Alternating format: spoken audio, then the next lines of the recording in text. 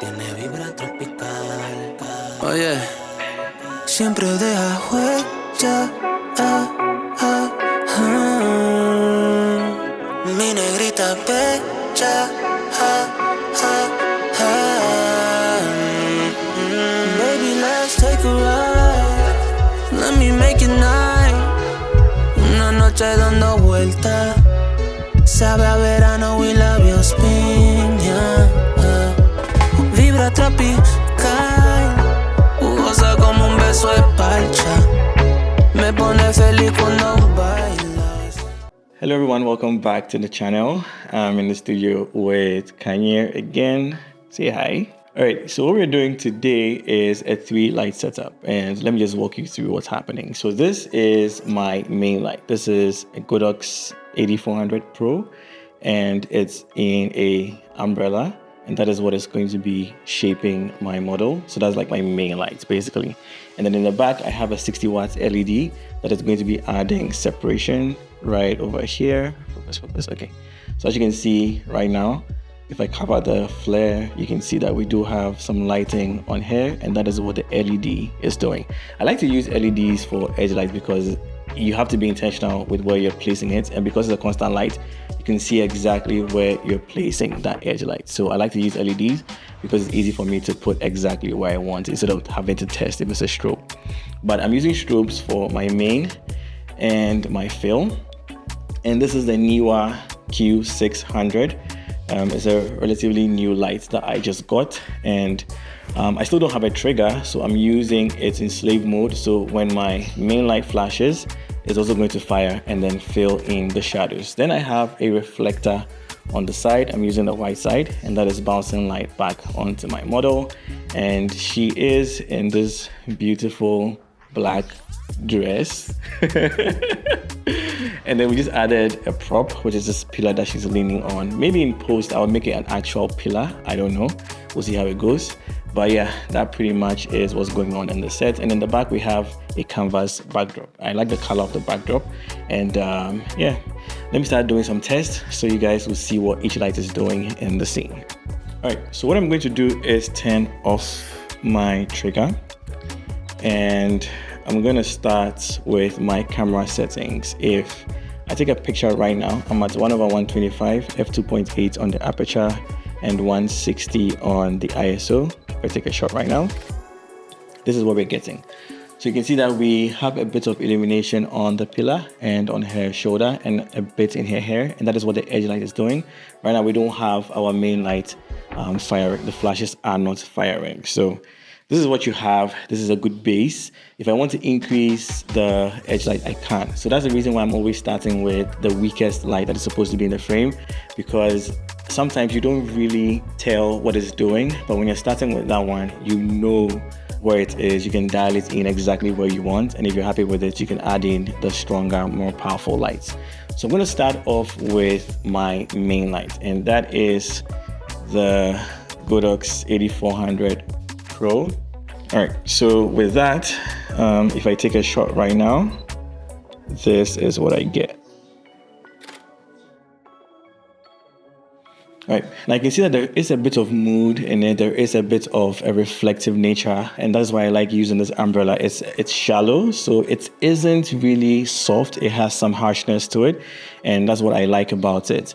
But you can see that we are still losing some detail in the dress. We're losing a bit of light hitting the backdrop, and that is where our fill light is going to come in.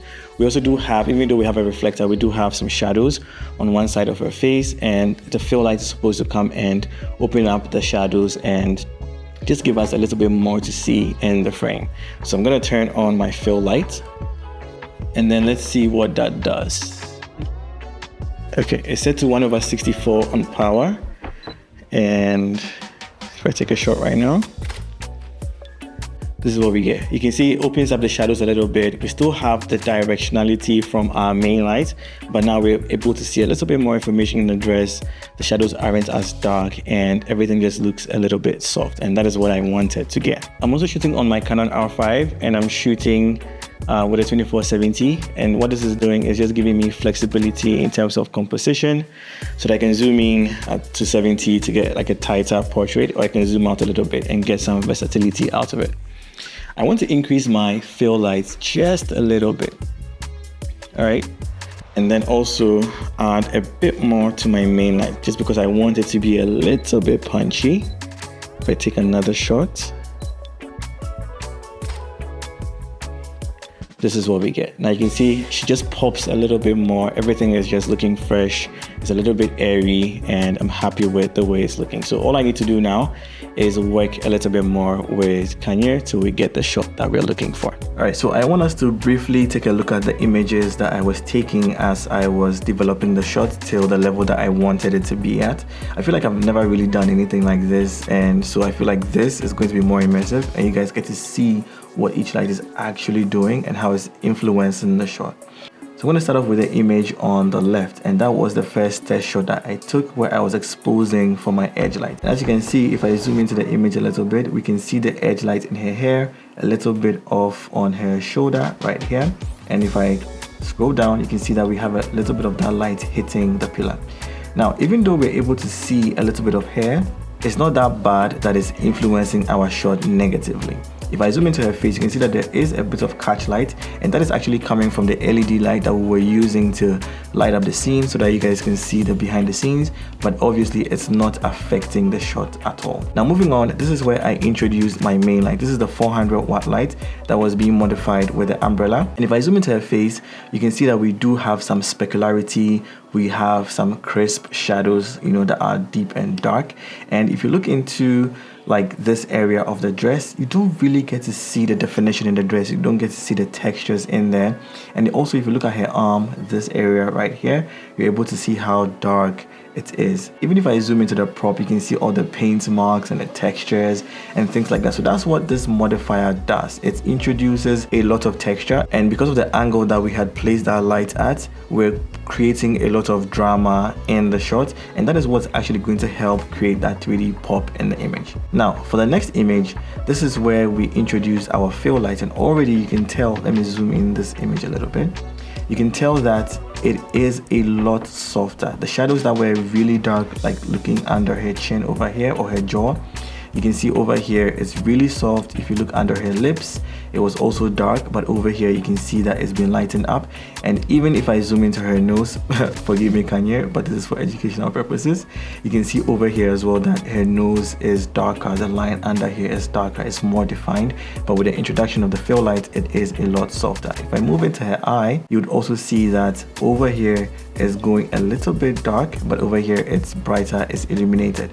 And now if you look at the specularity on her face, if I zoom into the other side, you can see that with the one where I was using just the umbrella, it's really crisp, it's really defined, it's really reflective, and that is the nature of the umbrella. And we're keeping a bit of that information or that detail. The only thing is that it's being softened with the introduction of the fill light. So what the fill light is doing is just smoothing out the shadows in the image, and they're just making the transitions a lot smoother, right? If you look at the background as well, you can see that the one where we only had the umbrella lighting her up, the background is darker, and that is also not the true tone of the backdrop, and that is because we don't have a lot of light hitting the backdrop. Over here where I introduced the fill light, we have a bit of light on the backdrop, and it's just making the image look airy, brighter, and even more inviting, if I should say. I'm going to close this image, and then we're going to look at our final image, which is this one right here, where I increased the I think I increased the light of the fill light a little bit more, just because I wanted it to look even more inviting, also just help my model pop a little bit more. Now if I zoom into her dress, if we're starting over there and then zooming over here, so now you get to see the beauty in the dress, the texture, the folds, you know, the character of the outfit. And then I mentioned that in the pillar over here, we're able to see a lot of the textures and stuff like that. Now if I zoom in again to her face over here, now the beautiful thing about having these modifiers that big is that you get even more interesting catch lights. If you look at the catch lights in her eye like this, you can see that we're able to see the prominence of it, and it's looking a lot more appealing, right? If you look at the textures on his skin as well, you can see that it's not as defined as this image right here. The specularity has been reduced. Everything just looks really, really good. And that is what you get when you're blending different qualities of light like this, like the specular quality of the smaller modifier and then that soft feel of the larger modifier, bringing them together to give you an exposure that you're looking for, or a feel that is really unique because you're blending two worlds and then creating an image that you love. You got that something that can't be seen. You got that one thing that's hard to come by. It's not your styling, it's not your jeans. No, what you got is deeper within. And your friends don't even know what you got. They just hang with you cause you earn a lot. You should lose them all and start hanging with me, cause I'm the only one who can see. I don't need your dreamy eyes, no. I don't need your pretty smile, no. I just want your perfect mind, yeah. That's all I really need. Anyway, that's it for today's video. If you enjoyed it, let me know in the comments down below. And if you want to see more breakdown videos like this, let me know in the comments down below as well. I'll see you guys in the next video. And remember, don't ever give up. What you got is deeper with